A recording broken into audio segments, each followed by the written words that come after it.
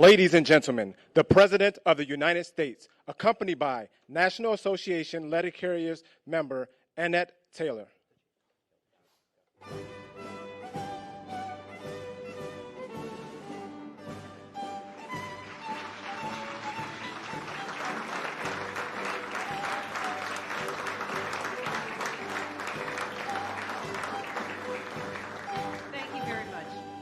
Good afternoon. My name is Annette Taylor.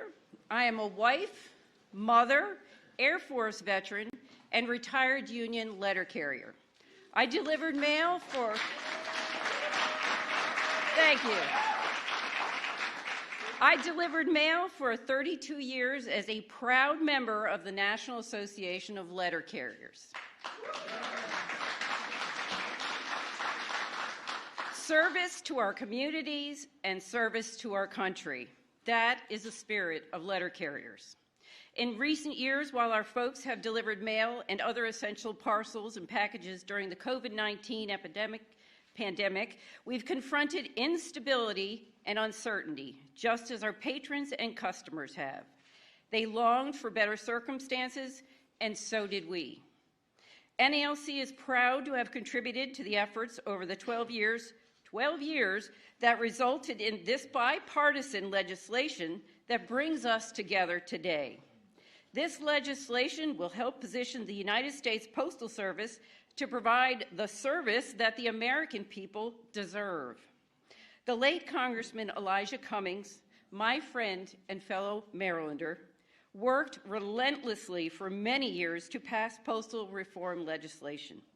Today, his efforts will be rewarded thanks to President Biden and bipartisan support. Mr. President, the Postal Service is an essential facilitator of our democracy and our economy. We know there is more to do to secure long-term viability, but today is a huge step forward. Thank you for backing American workers. My union stands ready to assist you. God bless you, and thank you for signing this bill.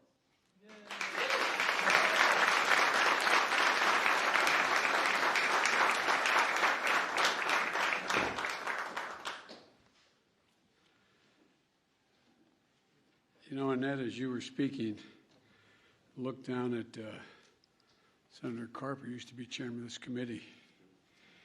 How many years, Tommy, you working on this? 400. I tell you what, your service both in the Air Force as a letter carrier is real, and it's all about serving your community, and I appreciate it very much. Matter of fact, when I said, it's good to meet you, she said, I know you, we've met before. I said, I apologize. She said, you used to show up in Wilmington. Well, how often? In D.C. Oh, in D.C. Every year I'd show up to letter carriers, breakfast or lunch or dinner, I can't remember which. But it reminded me why I think foreign policy is easier. War and peace goes down easier, Jerry, I think. Senator Peters, Senator Portman, Senator Carper, Senator Tillis, Representatives Maloney, Comer, Conley, and Virginia Fox, and Stephen Lynch. Stevie, good to see you, pal. I didn't know you did post offices. And Brenda Lawrence, who served the U.S. Postal Service for 30 years before being elected to Congress, which was harder.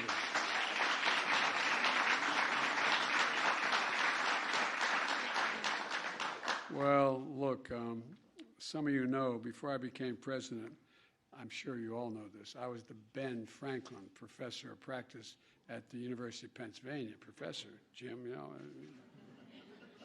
And everybody walks in, they wonder why Ben Franklin's picture is hanging in my portrait's hanging in my office. Because if I didn't put that off, there'd be nobody I knew would get into the University of Pennsylvania again. I'm only kidding, that's a joke. But Ben Franklin, one of our founding fathers, was our first Postmaster General. And he saw the Postal Service in a way to connect the colonies and to build together as one nation. I mean, literally, that's what it was seen as. It was to connect the colonies and build one nation, connect everything. He saw the power of the Postal Service to deliver more than the mail, but some of our most basic freedoms and basic rights were delivered by the Post Office. Freedom of speech by allowing citizens to voice and to their voices to be amplified all across the country. Freedom of the press by offering discounted rates for newspapers. The right to privacy by expressly prohibiting, this sounds silly, but expressly prohibiting the opening of mail that belonged to somebody else. And beyond those rights and freedoms, our oldest postal roads helped give rise to some of our nation's most essential infrastructure. There are postal highways. That's why a lot of these roads were built to provide postal. And by the way, we used to serve with a guy who was from West Virginia, Jennings Randolph, and he started an airline. But the way the airlines used to work was there'd be a great, Tommy, they'd put up 2 big poles like goalposts, and they would put a wire between it, and they'd hang whatever the postal service, the post mail used to be collected, and the airplane would come down with a hook on it and pick it up and take it off. So, you know, I'm not going to say if Jennings were here, he'd say there'd be no post office out there. But anyway, I'm only kidding. But today, more than 675,000 dedicated women and men of the U.S. Postal Service continue to deliver for the American people. They keep us healthy by shipping 4 million prescriptions per day, 4 million per day. And when we're dedicated, when we dedicated to send and committed, we would send to COVID-19 tests directly to people's homes. The Postal Service stepped up to make that happen as well.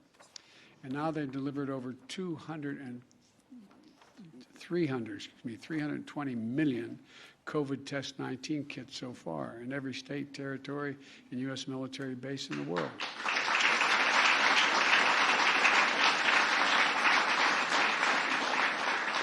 Impressive turnaround or an unprecedented task. It's continuing to truly heroic service that they provided throughout this pandemic.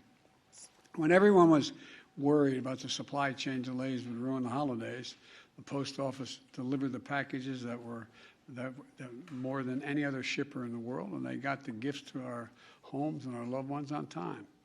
And the Postal Service is central to our economy and essential to rural America, delivering mail and packages between small businesses and customers every single solitary day. And the deliveries, and delivering seeds and even live animals, often to parts of the country that private carriers can't or won't or aren't required to reach. And there is another essential thing the Postal Service delivers: your vote. In 2020, 43% of the votes cast by ballot were cast by mail. And on average, it took those ballots. On average, it took those ballots less than 2 days to get from the voter to the election office, faster than the average delivery time for first-class mail. So it's no exaggeration to say that the Postal Service delivers democracy. And there's no exaggeration to say the Postal Service is essential as it ever was, has ever been today. In 2006, the law required Postal Service to prepay retirement benefits 50 years into the future. No other company or federal agency has do anything like that. And the requirement of that law stretched the Postal Service's finances almost to the breaking point, and with real consequences. There are stories of people across the country getting hit with late fees because their credit card bill arrived a week late, if it arrived at all. Small businesses on the verge of collapse because payments they were counting on were severely delayed. Elderly Americans suffering because they had to go weeks without their medication. I, like many of you, made a campaign promise to fix this. And today we are. You all, the members in front of me, did all the work. I made the promise. You did all the work. And I'm glad that strong bipartisan majorities in the House and Senate have come together to deliver on this needed reform. With this bill, we're repealing the pre-funding mandate and setting the Postal Service on a more sustainable and stable financial footing. We're guaranteeing that the mail will continue to be delivered 6 days a week, and the bill increases transparency by requiring the Postal Service to develop an online public dashboard, updated weekly with local and national service performance data. You'll be able to see in real time how well the Postal Service is delivering for you and for your community. And this bill streamlines health care for postal workers as well. They deliver for us so through rain and snow and sleet, and we're making sure that health care they need will be there for them as well. And finally, this bill will allow the Postal Service to partner with state, local, and tribal governments to offer valuable and helpful non-postal services to the public. Imagine a trip to the post office where you can pick up your bus pass or your hunting license or your fishing license. Of course, there are more areas where we want to see the Postal Service leading. For example, it needs to do more to modernize and electrify its fleet of vehicles to reduce greenhouse gas emissions and to save money.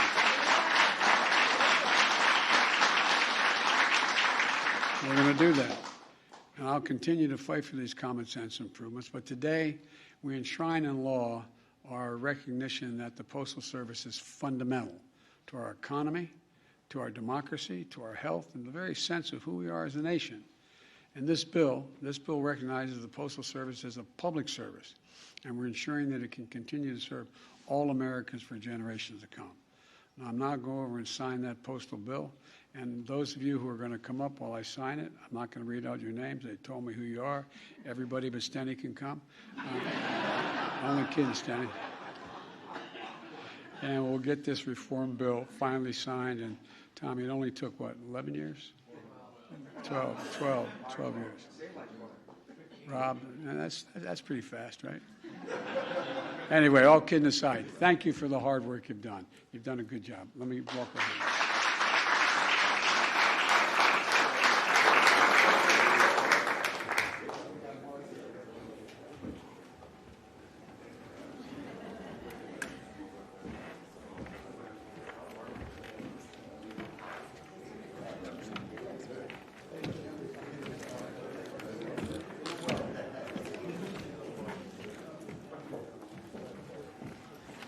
By the way, instead of handing out pens today, you know you already get these pens. Randy, you're there. Nice. You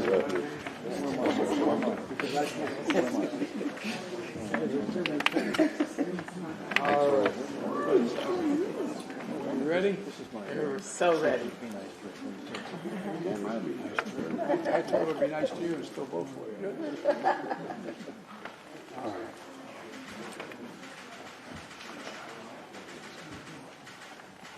All right, it's official. All right.